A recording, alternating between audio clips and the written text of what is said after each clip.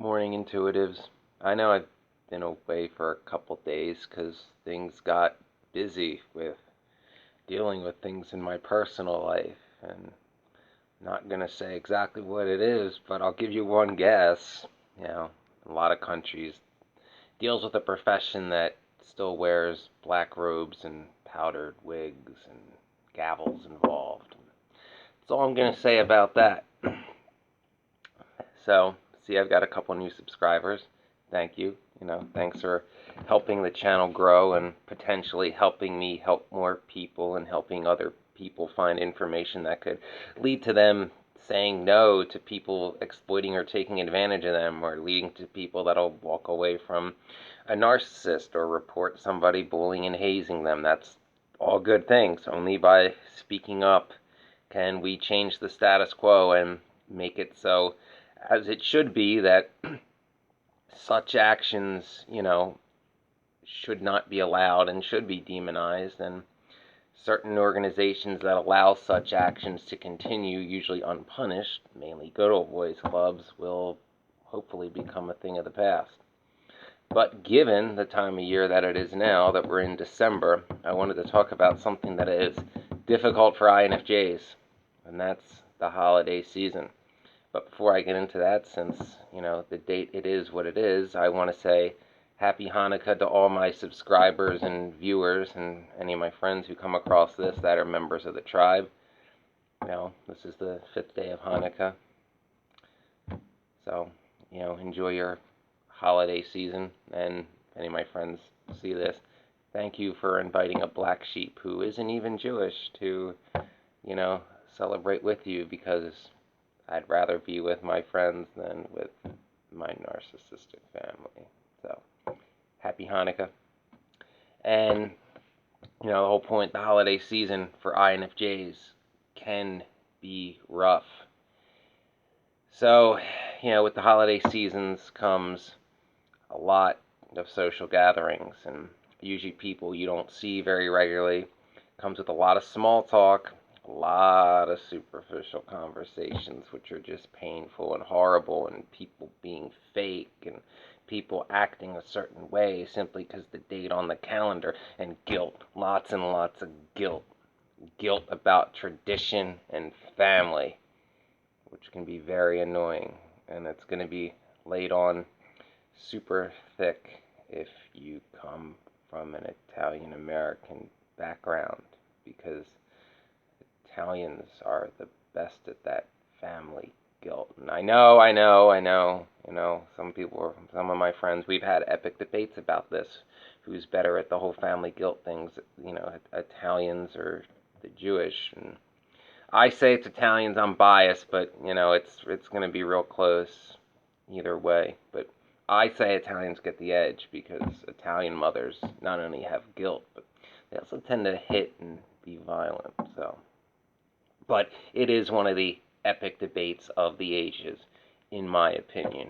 So regardless, any INFJ, who is not in a very festive mood, especially if, they are not of any of the, well, there is Yule, but if they are not of, say, the biggest religion that this holiday season tends to fawn over, may not want to be forced to see people they'd rather not see, or have superficial conversations just for the sake of traditions that, haven't been relevant since the 1990s. Not like I'm speaking from personal experience or anything, but this can be a rough time of year, especially if it's been a rough year, like if you lost your dream job, or were bullied and hazed, or you have PTSD, or you're stuck living in an area you don't like. Maybe you just want to be left alone, and you're sitting around going this time of year going, why? Why? Why? I have nothing. I don't want to see anybody. I want to be left alone. What cruel world has done this? Why can't I just, be the guy working on Christmas Day making triple pay the way it was supposed to be? But, like I said, not that that's a personal example or anything. There are things to do. if you're in a similar situation the holiday season, first and foremost, this is one of my biggest ones, you can say no. If you don't want to go somewhere, don't.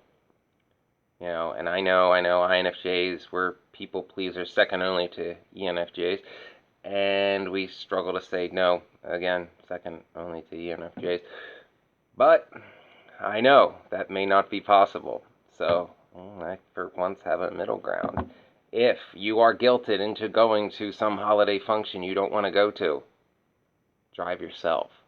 Have an exit strategy. That's a big thing that I, figured out years ago before I knew what an INFJ was. I know I say that a lot too, but a lot of pieces have been coming together. Drive yourself. So then when things go bad and you want out and you have that panic response, you have your keys in your pocket and you just out the door, don't say a word to anybody, gone. And there you go. You're out of that situation. You're better off if you didn't go and your intuition's screaming at you not to go, but you're going to ignore it because guilt, right? At least this way you can leave when you want. Or, if you get attacked, you can drop an atomic bomb and then leave. Like, tell your jackass cousin's wife that he's been having affairs for 15 years or something, and let the, watch the proverbial mushroom cloud as you run out the door. That's always fun. Anyway, here's one of the big things. Superficial conversations, they're rough. They're rough and they're repetitive. And during the holiday seasons, people are going to ask you the same superficial questions over and over and over and over again. So, a way to get around that is to immediately steer the conversation in a direction that you want it to go in, and just keep hammering that point. Don't play the superficial game where you ask the same polite questions where you really don't give a shit what the answer is. Don't talk to anybody that you feel like there's no chance of actually having a deep conversation with. Talk to the people that you actually want to talk to where you feel that, you may at least have a chance of having such a conversation with. A cure-all for all of this, just to avoid it, is go somewhere else, like out of where you live. Like, go take a trip, and if you have to, lie and say that it's a work thing, and just avoid the whole mess. It's a lot of unnecessary stress.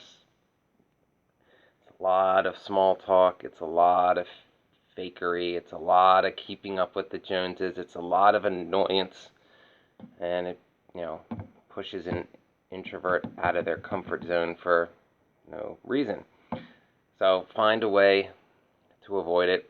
You can also be open and honest. Like, one of the things with my family, it's like these people aren't they claim to be Catholic. They might go to Mass like on Christmas and Easter, and even that's an if, but magically it's Christmas and they're oh so Catholic. It's weird. You want to be Catholic, fine, but they got some pretty strict rules that you have to abide by. I've always seen it as, it's like, aren't you either in or you're out? You're not like, what do they call it, cafeteria Catholic kind of thing. I mean, you can't like say that you're part of this religion only at certain times a year to try to beat others into submission, to follow in line behind traditions that the person beating the stick is near only following for tradition's sake, and they can't even explain the reason behind the tradition. It's all just a do as I say, me boomer, me decide. At least in my experiences. So, in that instance, find a way just to avoid the whole thing. If your intuition's screaming at you not to be there and it's not going to end well, guess what? It's probably not going to end well.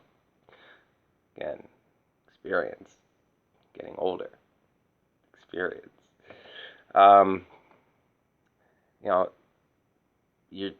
It's many times, if you're the black sheep of your family, these kind of events are, it's not only, I've said, abused INFJs live their life on trial. Well, this is like trial by the Supreme Court, because it'll be like 9 against 1, and the 9 judges will most likely all be boomer traditionalists saying like, why haven't you done exactly what we told you? You know, we are godlike. And then you try to tell them how they're out of touch and, you know, how it's not 1983 anymore, and they look at you like you're insane because, of course, it's 1983. That was the golden era. Why would things have changed since then? And what do you mean, like, that the boomer gods have aged? Like, everything is forever in that golden Reaganite era that they are so utterly nostalgic for.